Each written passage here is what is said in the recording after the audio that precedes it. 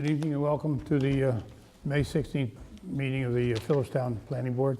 Tara, will you take the roll, please? Anthony Moranti. Here. Kim Connor. Here. Dennis Gagnon. David Hardy. Here. Peter Lewis. Here. Neil Toman. Here. Neil Zuckerman. Here. And I'd just like to interject a note to get well for Ron Gaynor, our engineer, hobbling around on a new knee. And best wishes for Neil Zuckerman, who's hobbling around. Not an abstention today. It's like General Hospital here. Falling apart. That's right. Watch your tongue. Definitely had a record of things in life. Minutes from April 18th meeting. Anyone, any comments on it? Hearing none, I'll ask for a motion to adopt. Second? All in favor? All right, thank you. Any correspondence? No? Old There's business? The Grim Juby matter, are we counting that or not? I'm going to do it right after the approval. Okay. Thanks for keeping me honest. Miranda, Grim Juby, the resolution has been prepared for a vote tonight. Steve, any comments on it? What I was talking about actually was the request from Grim Juby to have their escrow returned. Yeah. It turns out we have one outstanding bill, so I'd like to put that over until next month. Okay. As to the Grim Juby and the subsequent application, Buck, what happened was last month, the approvals were prepared, voted on by the planning board. Unfortunately, I did not realize that we had not heard back from county planning and 30 days had not elapsed. And if you act prior to getting back from county planning or the 30 days elapsing, your resolution is a nullity, not, subject to being null, it's just null. So what you need to do is just re-vote on Grim Juby and Buck tonight, and I would certainly imagine the vote will be the same as it was last month, but just reapprove them and then they can go forward. Okay, thank you. All right, anybody else have anything to say about Grim Juby? I'll entertain a motion to adopt a resolution. Second. All in favor? Aye. Thank you. For abstention, please. Chris Buck. We have a resolution prepared for a revote tonight. Anything on that? Exactly. Just what you It's said. Grim Juby, it was just the glitch Yeah. with the 239M referral. Anything from board? Hearing none, a motion to adopt a resolution for Chris Buck? Second? Second. All in favor? Thank you.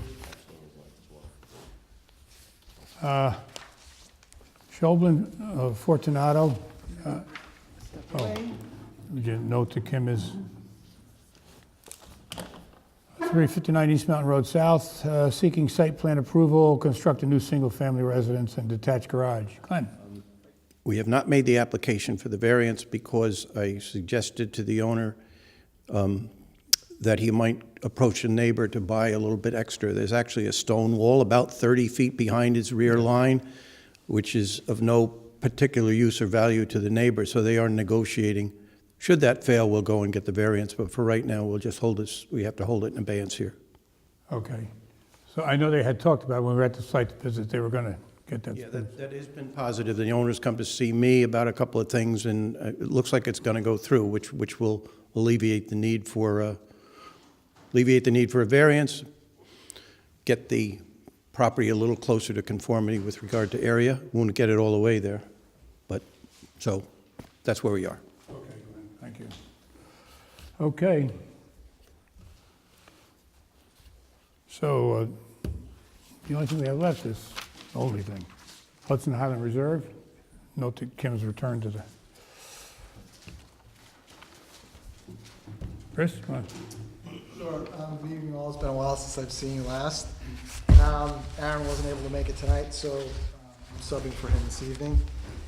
The matter at hand is the Hudson Highlands Reserves, the Conservation Subdivision, environmental review, the draft environmental impact statement, which there have been several submissions, first in December, second in April and last couple in May. The board, as you recall, reviewed the initial submission, indicated that it was not complete for release to the public and involved interested agencies for review. Subsequent to that, the applicant revised that document, resubmitted it in April. We, your consultants, myself, Aaron, and the AKRF, along with Ron and Steve, reviewed that subsequent document. That document was also deemed incomplete, and at that time, we provided additional comments to the applicant. Those were addressed. A revised version of that document was submitted on May 10th. Last week, we've reviewed that document and subsequently provided the board with a memo dated this morning indicating our review is complete, and we feel at this point that the DEIS is in a form that is acceptable as complete and can be distributed to the involved interested agencies as well as the public for their review as you move toward a final environmental impact statement. In our memo, we laid out a little bit of what I just mentioned. Recall that the completeness for this document is not an acknowledgement that the planning board agrees with all of what's been presented in the EIS.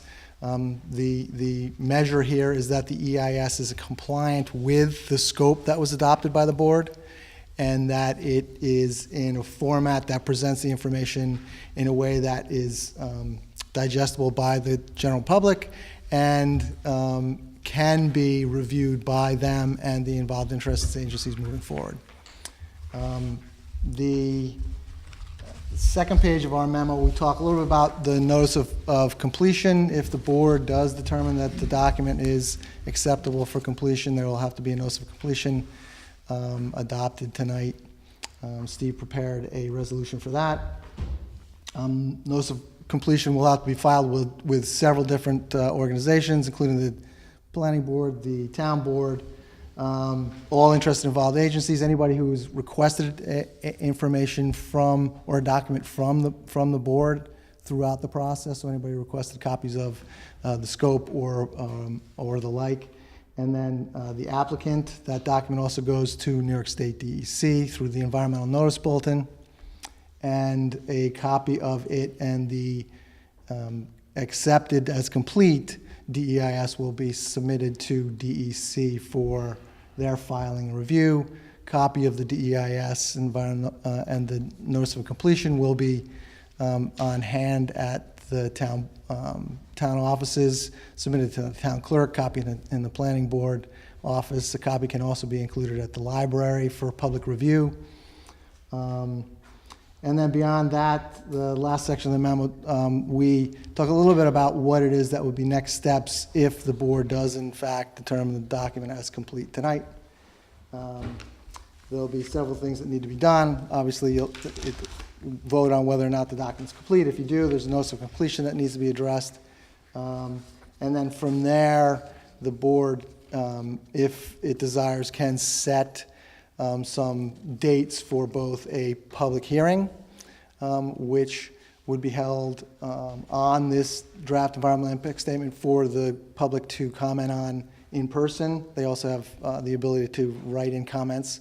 And to that end, there'd be an end date to that public comment period beyond the date for the public hearing. That would be minimum 10 days out from your public hearing. We've laid that all out in this document. And then from there, comments are collected from public interest involved agencies. They are compiled and handed over to the applicant for preparation of the final environmental impact statement. So with that, any questions? Thank you. One I saw, it came up that online posting of this is not necessary, not required, or not necessary. Do we just have paper copies like at the library and other public places? You will, the new regs require that an electronic copy be posted on a publicly accessible website. So it would go, as we've done in the past with documents here in the town, it would go on the town's website. Okay. So a lot of schedule dates need to be made on this, and our secretary, as good as she is, there's going to be a lot of things that have to keep track of. Public hearing and the follow-up July meeting and so on and so forth. Is there anything, have you prepared, AKRF prepared, say, a list of timeline? In this, we mentioned some dates that you could hold your public hearing and close the public comment period. Those would be, and this is obviously up to the board, you could hold the public hearing at your next regularly scheduled planning board meeting in June. That would meet all of the time requirements with regard to issuance of documents up front, the notice of completion, posting of the DEIS notice of completion on the E&B and the like. From there, you would need an additional 10 days beyond that date to allow the public to comment beyond the public hearing. That runs into around the July 4th timeframe, so we thought that it might be prudent to have that extend beyond that week, the July 4th week. You could have it any time between the end of the July 4th week and your next planning board meeting, which is July 18th, I believe. Yeah. We thought July 8th would be as reasonable a date as any. That would be up to you all. And then on the 18th, the July planning board meeting, the compiled documents or comments could be provided to the applicant between now and the public hearing. Filing of the notice of completion. The E&B notice has to go in Wednesdays before 6 p.m. So next Wednesday, the E&B filing would have to happen. And I can provide you the details of this after this meeting. After you've decided what dates, we'll fill in all the details. Okay. But that E&B submission for the notice of completion for the DEIS would be next Wednesday. That gets published the following Wednesday, so I think it's the 22nd and the 29th.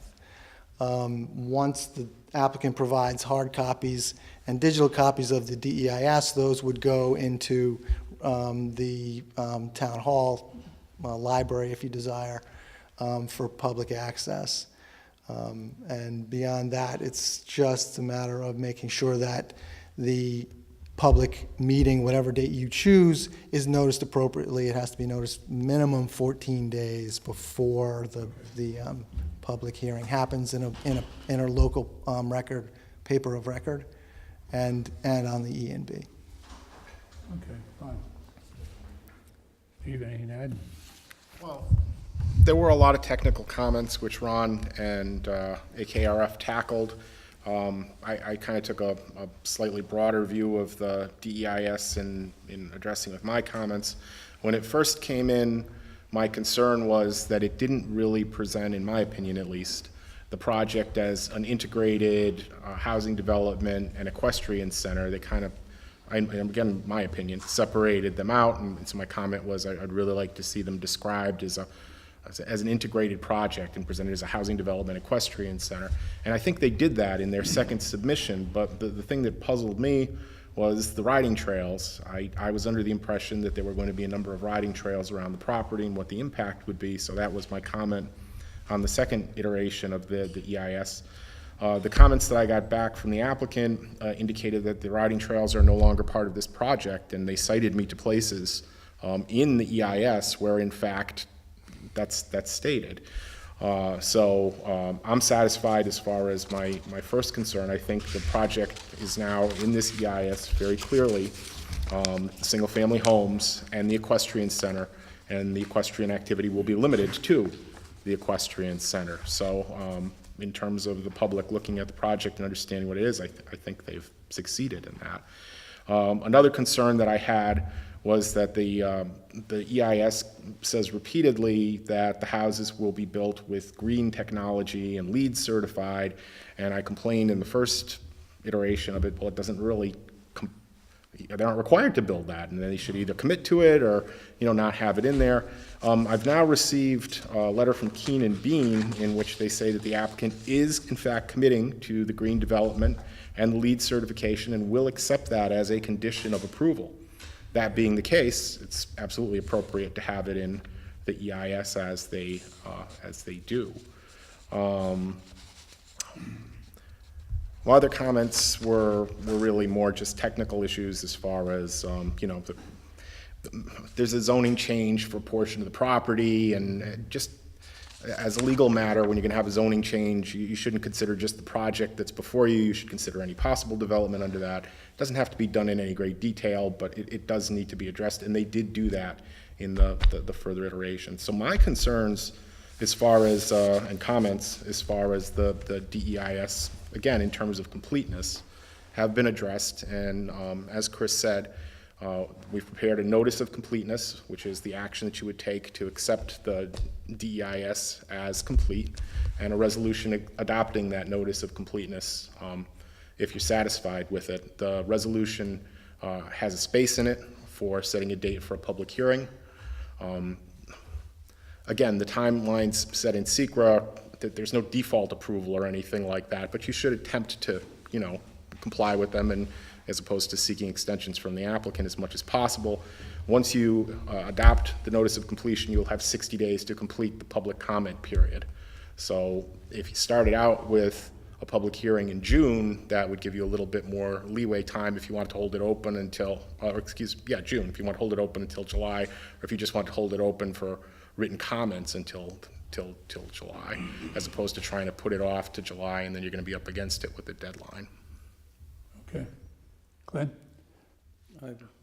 No, I'm looking for your favorable action here. Comments from the board, anyway. Neil? Thank you, and I apologize for my absence due to my injury.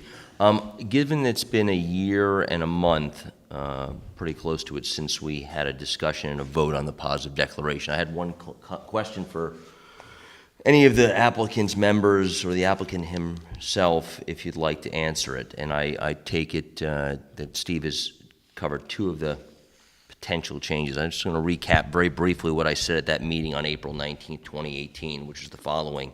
At that time, I moved and voted for a positive declaration, and I cited three reasons why. The first was the impact on Ulmer Pond, with a significant number of houses ringing the circumference of the pond. The second comment I had was the potential impact of the industrial scale equestrian center near a feeder into Clove Creek in the Ulmer Pond, related to that, the large volume of horses, their antibiotics, and their manure.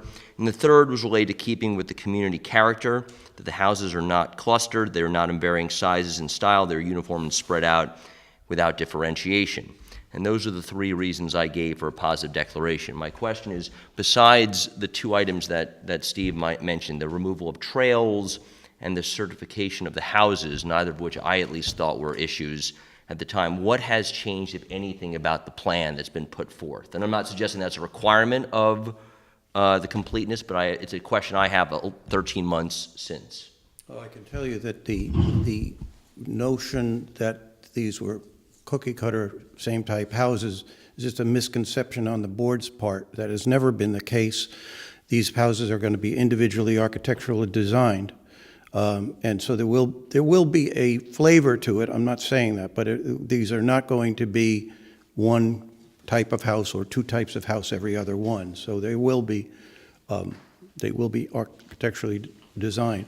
There's considerable discussion in the EIS, and you can correct me if you like, with regard to the lots around the pond and the maintenance, the prevention of pollution, both with regard to the pond and with regard to the manure. But the design has not changed of the property. It's still the same number of houses in the same locations, yes, with the same size of the horse farm and the same location. And the architectural part is interesting, but my issue is more about the location of the houses and less about their design. But that has not changed, you're saying? That's not changed. Okay, thank you. Kim? Peter? Dave? Kim? You guys want to go? Well, I have just a couple of couple of small questions about the DEIS. One was on page 100, where it says it's preserving the land that is being preserved in the conservation easement by extinguishing virtually all development rights. And I was curious what virtually all meant in terms of what was not all. 153 acres of that property are going to be permanently preserved. No building, no disturbance. They're going to be subject to the conservation easement, and which is, there's very little that you can do. You can walk through the woods, that you can, typically you can cut down a tree for health reasons, but you can't go foresting or cutting down the trees to collect firewood. So the statement with regard to permanently protecting is embodied in the conservation easement that will be imposed on 153 acres. Actually, it will be more than that. 150 acres is the regulatory amount that we have to do. It's slightly bigger than that. The one exception is the equestrian center. Oh. The one exception, the one development of that property, and it's not the 153, it's the amount beyond that that's covered by the conservation easement, is the equestrian center, which is being developed as a recreational use that's in concert with the town code to allow recreational uses. So that's, other than that, all development is disallowed. Okay, so it's really extinguishing all instead of virtually. Okay. The other question I had has to do with the sheer gallon amounts of horse urine which are going to be introduced into the environment. I'm sorry, the sheer volume of what? Horse Okay. urine, All right. which is going to be, it seemed like there were going to be a lot of rubber mats in the stalls. There was going to be other impervious surfaces where the horses are going to be. And so I'm assuming that the urine is all just going to be, at one point it says it's going to be hauled off-site, which I assume is not really the case. The stalls are a good example in that the stalls have a bedding in them. The bedding is cleaned up and put in that manure collection system. And the urine the urine is in that bedding, and it gets put in with the manure and hauled off site. The only exception to that is in the washing stall, which will be collected in the sewer system and treated. And obviously, but there is a similar type of process that happens in the paddocks, in the exercise paddocks. But it's going to essentially go into the SSTS, is that right? The only thing that goes into the septic system is from the washing stall. The wash water, and should a horse urinate while it's being washed, it would be drained into the septic system. And that's been accounted for in the design. Okay, that's all I have to ask. Thank you. Kim? So, I have a couple of questions. I'm going to start with the AKRF memo that is called the Next Steps Following DEIS Acceptance. And in the third paragraph, it says, however, the facts presented in the complete DEIS should be accurate and clearly described, and the methodologies used in the analyses should be appropriate. So I'm wondering what counts as facts in this document, because there's a lot of hyperbole in this document in terms of language. So I'm just, Steve, what counts as a fact? Well, a fact is something that's objectively verifiable, supported by either the information in the appendix or an expert opinion in the appendix, or something that's just so generally known that you can take notice of it. So, for example, saying that the matrix forest isn't going to be affected, or that it's not going to be fragmented, is that a fact? That's a conclusion. And in the FEIS, if you question whether the data that they've provided supports that, or if you question some aspect of the veracity of the data that they've supported, that will be addressed in the FEIS. So we aren't, by accepting this as complete, we're not committing No, not at all. to believing the fact, to And after believing the this FEIS is accepted, there'll be a finding statement in which you make determinations as to whether, in fact, notwithstanding what's in here, and of course you would have to have a rational basis for doing so, that there would be some environmental impact which has not been, mitigated to the maximum extent practicable, which requires either changes in the project or, if it was serious enough, even denial of the project. But it's the finding statement that'll be the final statement. This is kind of the first statement, and then you get the question, and then you'll be the FEIS, and then you'll move on from there. Okay. I have one other sort of technical question, which is about, brought up the equestrian center being part of the conservation easement. And it says in that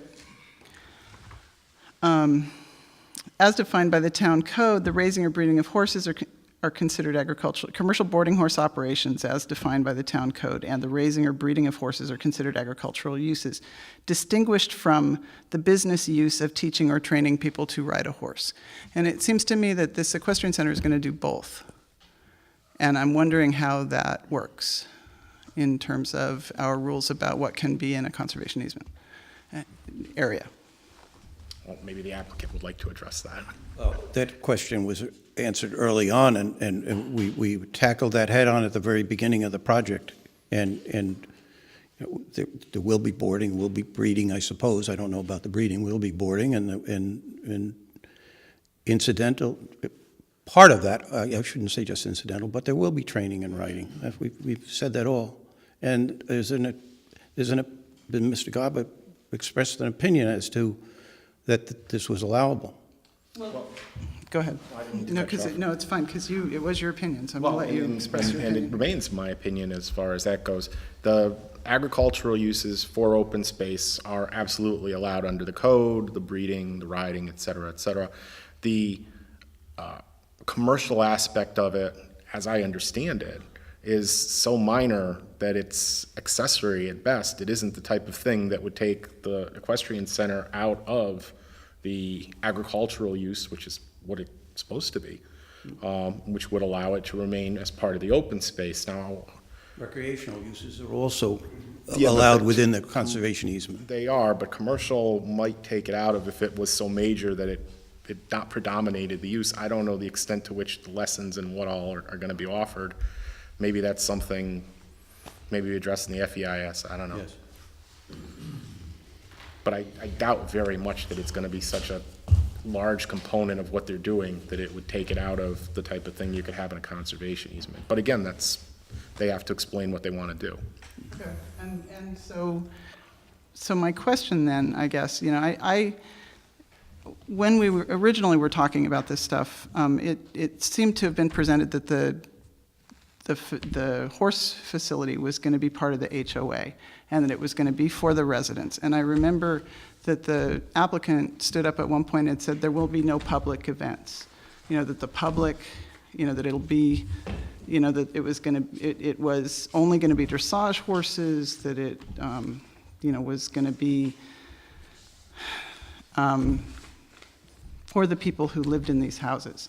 That doesn't seem like that's where we are. I don't think we went that far to say it was exclusively for people in the houses. Uh-huh. I'm sure that we didn't say that. Okay. There was going to be boarding. There were going to be some boarding, and then we did say that the events the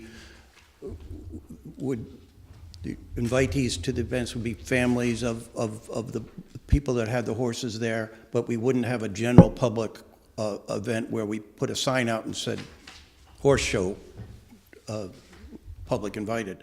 But we would there would be events where families, relatives, and friends would come and might come. Okay. So it was always going to be a commercial, it was not going to be the homeowners association that was going to run it. Is that right?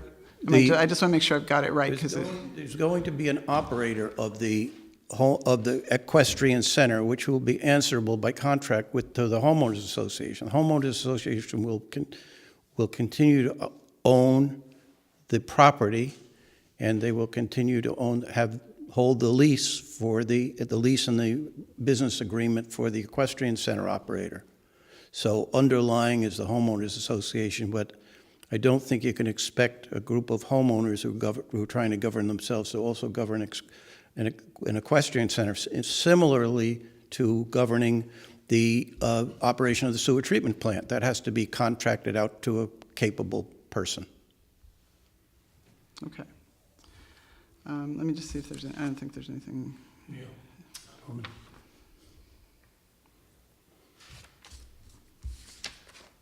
Okay. A number of issues I had looked at, and I went through the whole thing fairly detailed. Now, I'm willing to accept the fact that it's complete, but I have some fundamental issues with some of the issues, and I'd like to bring them up when we have the further discussions, if we have the public hearings next month or whatever. But one of the things that's really bothered me, and I think throughout this number of times, I can't quote exact numbers now, but the equestrian center, I keep seeing the numbers in dollars and cents are critical to this equestrian center, and I've a number of times I've looked at, brought information out from your submissions, and I'm willing to go along with the discussion that Ron and AKRF have said that these questions have been answered, but I don't think the philosophy of it has been answered, and I'll leave that to the public when we have that those hearings. So if we have no other questions, I'll ask for a motion to accept the DEIS as complete. Anyone? Yes? That's fine, but there's the resolution that we've prepared, Yeah. and you can, and it accepts the DEIS as complete, but it also sets a date for the public hearing right within it. Oh, So you within it. probably want to make that all part of the Okay, same part of motion the to adopt motion. the resolution. Can I ask one more question? Go ahead. What happens if the public hearing in June ends up needing to be held over?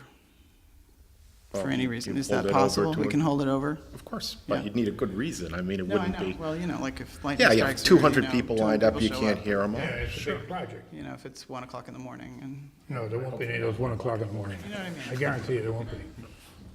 But yes, no, absolutely, you can hold it open.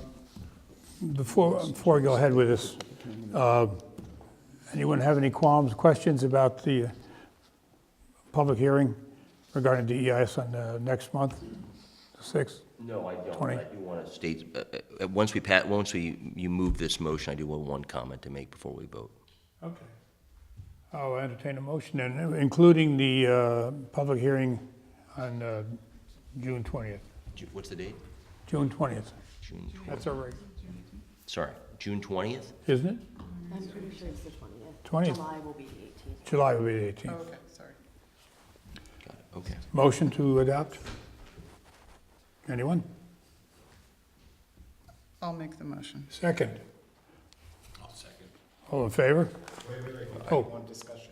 Oh, I'm sorry, yes. So I'd just like to make, this is not a question, but I'd like to make 3 statements, which I think is as much for the public as for my colleagues on the board here. I just want to restate 3 things for the record.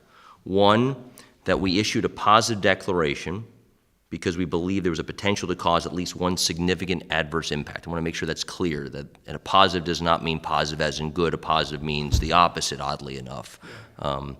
So I want to make that clear why we're here, because 13 months ago is a long time. I appreciate the applicant's patience. The second, we did have a multi-night public hearings in this room, and those comments that the public gave, as well as this board gave, were, as the applicant told us 20 minutes ago, there have been no changes made to the plan pursuant to the commentary the public has made. There is an enormous amount of material, which I will vote to support them being complete, but it does not mean things have changed. And the third is, I want to state what Kim said a moment ago, and our consultant said, but I will say it for myself publicly. Completeness does not equal agreement. Completeness does not equal agreement. There are many statements in here that I think Kim said properly have either hyperbole or, as our chair said, conclusions that I may not agree with. I won't state which ones I do or do not agree with at this point, but I think they take facts and they add opinion. And And I want to be clear, I support completeness, because there are many, many facts, and again, I appreciate the applicant, the time, the effort, and the money they've put into making this extraordinary document, but I do not necessarily agree with the facts put in to reach the conclusions they have. So I want to say for myself and for the public so they understand as we go into the public hearings what I at least personally think is one board member. So thank you, sir. Okay. Okay, vote on the motion. All in favor? Aye. Opposed? Thank you.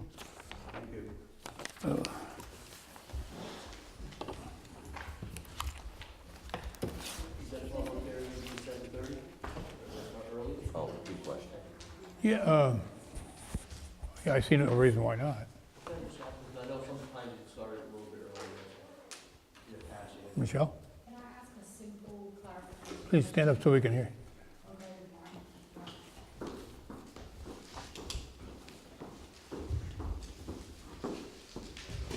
The question is just, when will the documents be available to the public? When will the documents be available? We intend to distribute them by the end of next week. We intend to distribute them by the end of next week. I think we have a reproduction, which we're targeting having done by Wednesday, the 22nd. Okay. I'm sorry, We can have the electronic version available earlier, right, Glenn? We can have the electronic version available earlier. Okay, you come over on Sunday and you can help me out. No, I'm doing the electronic. You're just printing. It may be, I don't want to commit before the 22nd. I just need some time. okay. Michelle? So, Michelle, the applicant will produce hard copies, submit electronic versions. Those will go to the town, the planning board members who want them, the consultants. Once those arrive, the copies that are slated for the storage or review at the town hall library will be distributed. And I think as soon as or shortly after, it will be up to Tara and the rest of the folks at the town to publish or to post the electronic version up on the town's website. So based on when the materials are received, I think we'd probably have to give everybody a day or two to make sure that the documents are distributed and posted appropriately per code. So from what you're saying, it sounds like it won't be before Memorial Day. And I'm just making the point because I know we're going to have thousands of pages to review. So if public comment is on the 20th, the public has, a couple of weeks to review thousands of pages. So I just want to make that point.